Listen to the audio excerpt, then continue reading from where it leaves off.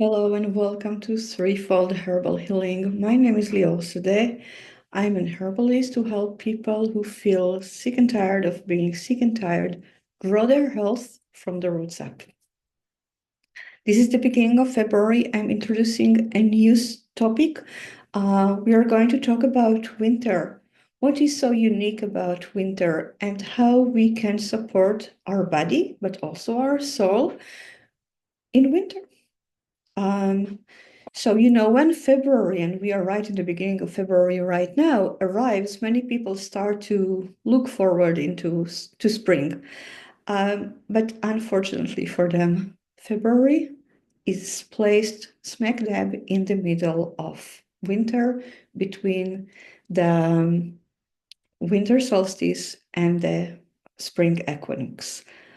For many people, the cold, long, and dark days of winter are really hard. But winter is full of possibilities for rejuvenating, for resting. Um, and we live in a culture that really glorifies being busy. Um, if you're busy, it means you're more important. It means that you're more productive. It means that the time um, equals quality, quantity. I don't know what we think, but being busy is a sign of good person, of somebody who achieved something. The stillness of winter might be terrifying for people that are on this busy milling. But you don't want to confuse the outward stillness of winter with stagnation. Winter is when the earth cook, decompose, that fertilize spring seed. Uh, Always when I think about winter in that way, I think about The Root Children. It's a beautiful book. It's a children's book um, with beautiful illustrations about the children of the roots that during winter sleep in the roots of the trees and bushes and flowers in deep sleep. And then as the spring arrives, they start to rise up and make the preparation for winter. But without that, for spring, excuse me, but without this hibernation under the roots, the preparation, nothing can come about. No seed can germinate and grow without this hibernation under the root, under the earth, in the darkness. And I know that for many of us, this darkness is really scary, is really terrifying. Um, so we will work with that during the next months. So a few words about seasonal living, because the seasons do happen. And the question is, how do we adjust to the changes of the seasons? Last month, I took a deep dive into the daily rhythm, the rhythm of the circadian cycle of sunrise and sunset, and how that affect uh, our sleep, awake time, alertness, and ability to focus, but also stress, to metabolism and the reproductive hormones. We covered that last month. The daily circadian cycle of days and night affects sleep, wake time, metabolism, monthly cycle, everything is affected. But it's also the circadian rhythm is also connected by the ebb flow of the season because the seasonal cycle affects the length of the day. And because of that, it affects everything. So your sleep, you might need to sleep longer because there is more hours of darkness, because there is a shorter window of light. Your metabolism might be sluggish. Although things happen because changes in the circadian cycle. But the way we live in modern life, we don't change much our daily routine in the different seasons. We mostly get up at about the same time or when the alarm clock wakes us up, and we go to sleep at about the same time. It doesn't matter if it's summer or winter for us. What does it mean to our body that the night fall and we stay longer? We stay up longer. What does it mean to our metabolism? What does it mean to the quality of our sleep?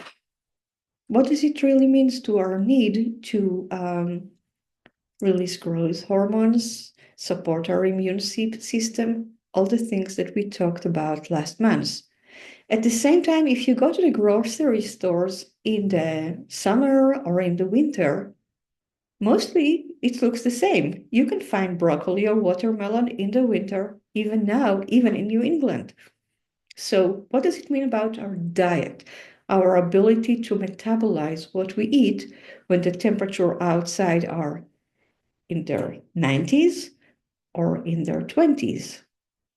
What happened to the digestive system in this different environment? Our inner ecology is totally connected to the other ecology.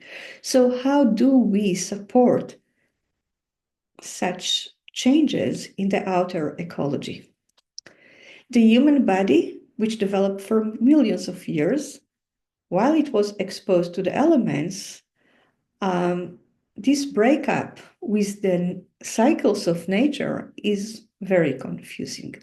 Therefore, supporting the body's inner clocks help reinforce one's place in nature and can help boost your immune system. So let's talk a little bit about the specific energy of winter, what energy it brings with it. And we will start by talking about what really do I mean when I talk the energy of winter. Sounds like a wawa. Let's get down to it and understand what is the energy. So healers, shamans from all over the world, herbalists looked out at nature for centuries, and they were looking for patterns that can describe and help them understand how phenomena in nature manifest themselves in different ways. As a Western traditional herbalist, I use the Western energetic system, which is founded on the four elements: earth, water, air, and fire. But when those herbalists, other healers, did more observation, they brought up three qualities that were described as spectrum between one extreme and the other.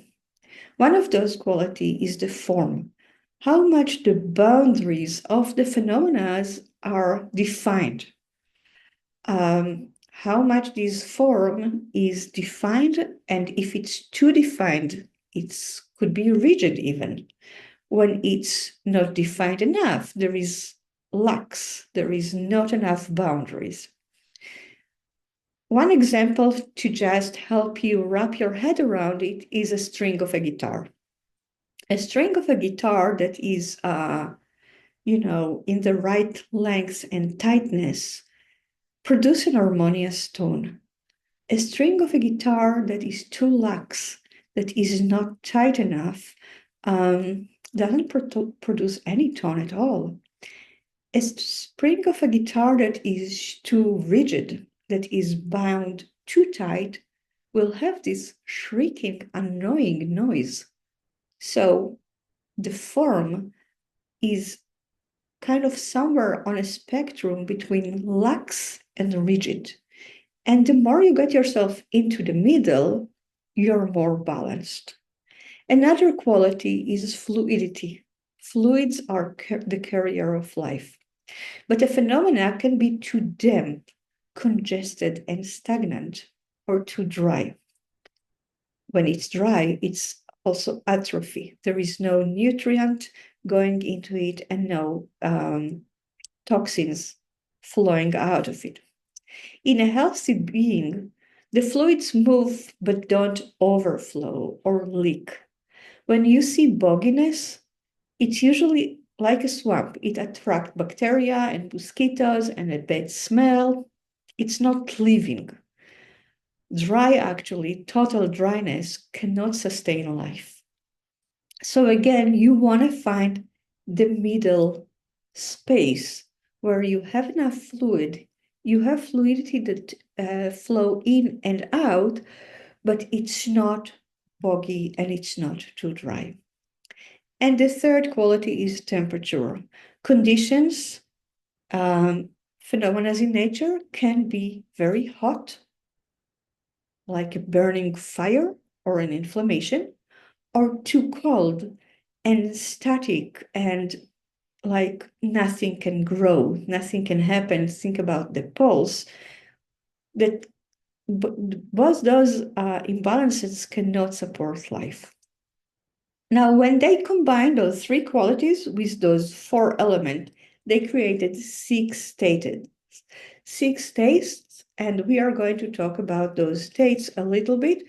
But let's just say that winter is cold and dry, and this is probably is not going to be a surprise to you.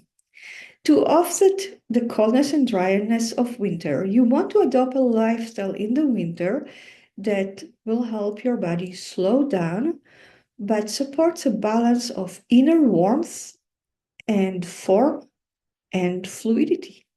You want to have enough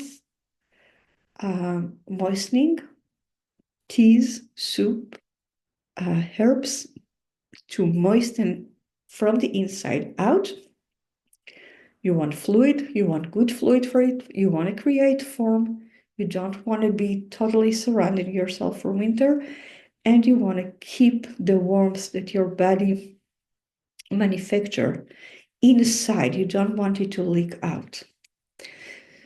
So if you let go of yours and surrendered fully to the season, you might develop seasonal affective disorder, or some people call it winter gloom, just feeling depressed. I'm going to dedicate a full video to seasonal affective disorder this month. But seasonal affective disorder is basically a condition which is the mind is too cold and too dry. But you don't want to get a seasonal affective disorder. You don't want to let go totally to the season. On the other hand, when you totally ignore your need to slow down in winter, you might end up with a bear down. So you want to create a balance between too much activity and no activity at all to support a good mood in this season. So what is the taste of winter? What kind of food does your body crave during winter? Winter is associated with the sweet taste, not the sweetness of sugar or high corn fructose syrup, not that one. It's more the sweet blended taste that associate with carbohydrate. Think about baked goods, pasta, pizza, bread, the thing that we all crave in the winter because it keeps us warm, comfortable. It's comfort food. This type of sweet taste is tonifying, it's building, it's nourishing, it's moistening. So all of the things that we really need in winter. Glucose is the body's prime energy source. And in the winter, we need more energy than in any other season, just to keep us warm. Therefore, we crave more carbs, more foods that are basically glucose.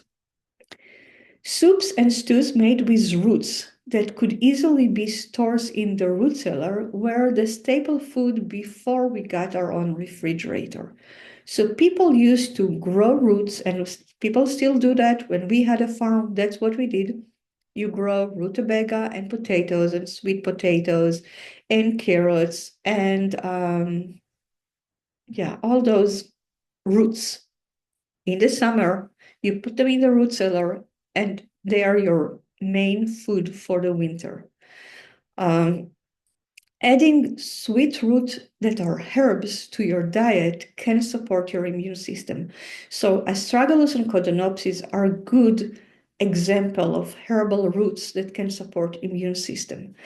The other thing that happened a lot in the winter is the dryness of the skin because the air is so dry. And for that, I suggest burdock. Burdock is moistening and has an affinity to the skin, and it's just all over nourishing food for winter. So what I like to do with burdock, and you can do it with the other roots too, I use chips of burdock, like burdock wrap, like small pieces of burdock, a handful in my bone broth. And again, bone broth is something I'm going to talk about in a couple of weeks. So, herbal roots is a good addition for winter well planned. Another part of carbohydrate come also from grains. So porridge made from all grains is really good for you. It's really warming and moistening in the winter. Um, you want to think about stuff like oatmeal porridge or rice pudding, and you can, grate an apple into them, add some berries, cinnamon, a touch of maple, and you get yourself a meal that is, first of all, yummy, nourishing, and comforting in the winter. Mm. Using warming and stimulating herbs and spices that are usually pungent. So you want to think on the one hand of all those Eastern spices like cinnamon, ginger, cardamom, turmeric, all those are pungent and stimulating blood flow. And on the other end, Mediterranean herbs, oregano, rosemary, thyme, sage, those two are stimulating blood flow. All those can improve blood flow and lymph flow, so they can prevent sluggish digestion, better absorption, and better elimination, so they can kick off your bowel movement. A lot of people that I know suffer in the winter from constipation because of lack of movement, heavy meals, and just this body slows down. So adding pungent spices can help move your bowel movement.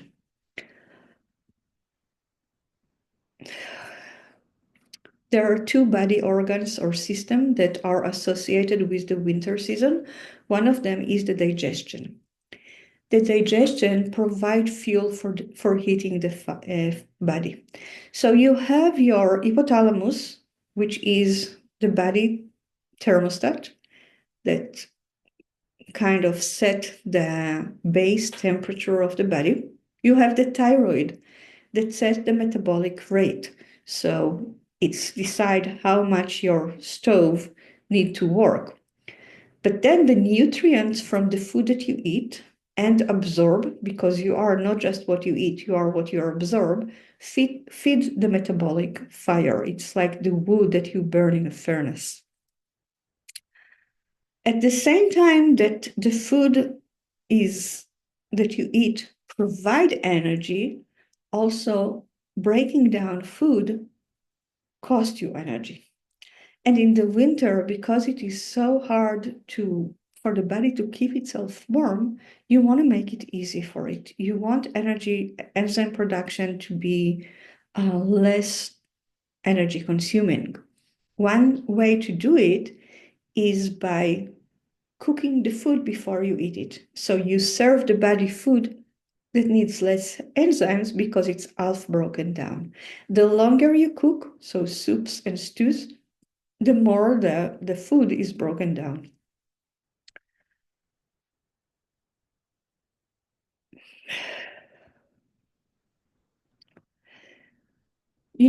If you eat the same diet that you eat now in the winter, if you eat soups and stews in the summer, you will feel held down, heavy, lethargic, it will be too much.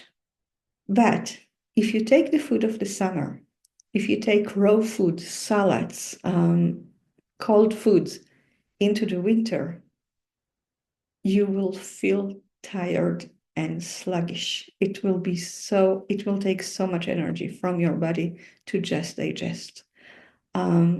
So really, I suggest, recommend, highly recommend, however you want to put it, go for soups and stews. Incorporate proteins. It could be plant-based proteins and meat and fish to your diet to really light up the digestive flame. The other system that is associated with winter is the bones. I always think about the bare bones. If I look out of my window and I see the maple trees all naked, exposed to the bones, I feel like they are a symbol of winter. Bones are really the hard part of the body. Although we think about bones as a dead matter, new blood cells are produced in the marrow in the center of bones. Bones like winter hold the secret connection between life and death. This time of year, when nothing seems to grow, nature is such a quiet picture of mostly black and white. If you go out, I remember going out in my farm to the field, and what I could see is like the entire field covered with white snow, and then the tree shadow falling on the snow in a beautiful black and white picture. The earth is alive, and the compost is cooking, and the colors will come. You just need to carry this light within you in winter. For many people, winter is challenging because it makes the cycle of life and death so real. It is hard to hide from ourselves when the outer and inner world slow down, when the darkness outside is mirrored within. Winter is the cocoon of transformation. It is the essential stage of the cocoon, and without it, there would be no butterfly. In her book Wintering, which is a beautiful book that I highly recommend, I listened to it on audio, and Catherine May, the author, actually read it in her beautiful British accent. What a treat. And here is what she writes. Plants and animals don't fight winter. They don't pretend it is not happening and attempt to carry on living the same life that they lived in the summer. They prepare, they adapt. They perform extraordinary acts of metamorphosis to get them through. Winter is time of withdrawing from the world, maximizing scant resources, carrying out acts of brutal efficiency, and vanishing from sight. But that's where transformation occurs. Winter is not the death of the life cycle, but it is the crucible. I hope you enjoy the season as much as I do. I would love to hear from you. Leave me a comment under and have a good week. Until next time. Bye.